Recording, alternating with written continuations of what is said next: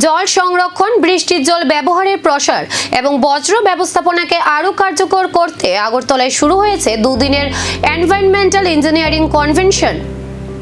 Institution of public health engineers India Tripura সেন্টারের উদ্যোগে এবং DWS দপ্তরের সহযোগিতায় প্রজ্ঞা ভবনে আয়োজিত এই কনভেনশনের অংশ হিসেবে সহনশীল জল ও বজ্র ব্যবস্থাপনা বিষয়ক বিশেষ সেমিনার অনুষ্ঠিত হয়।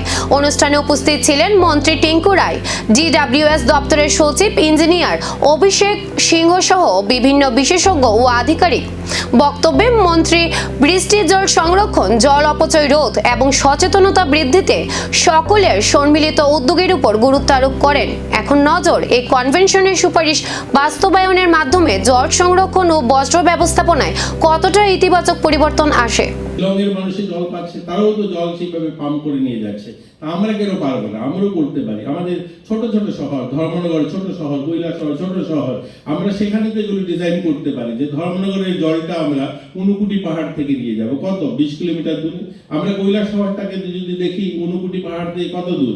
ঊনকোটি পাহাড় থেকে 5 কিলোমিটার দূরে। তো আমরা যদি ঊনকোটির কোনো পাহাড়ি অঞ্চলকে আমরা জলাশয় নির্মাণ করতে পারি, কোনো মানে যেখানে গর্ত এরিয়া আছে, পুরো পাহাড়ের জলটাকে এক জায়গায় দিয়ে সেখানে স্টোর করে এখানে এটাকে ফিল্টার করে আমরা দিতে পারি। তো যাই হোক, এগুলো নিয়ে আমাদের ভাবতে হবে। এগুলো যদি করি তাহলে কি হবে, এই যে বোরিং করা বা বারবার জলের লেভেল নিচে চলে যাচ্ছে, এগুলো থেকে হয়তো আমরা মুক্তি পেতে পারি। আর আমাদের রাজ্যে অমৃত সরোবর যদি দেখি, আসলেও ভালো কাজ হয়েছে, অনেকগুলো ভালো কাজ আমরা বলবো।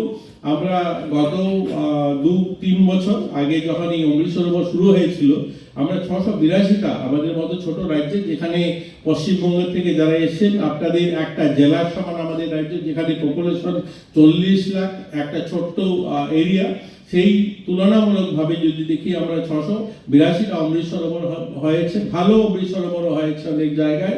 আর 1-2টা জায়গাতে তো হয়, সব তো সমান করেন না কাজ, কিন্তু ভালো হয়েছে, অনেকগুলো অমৃত সরোবর ভালো হয়েছে।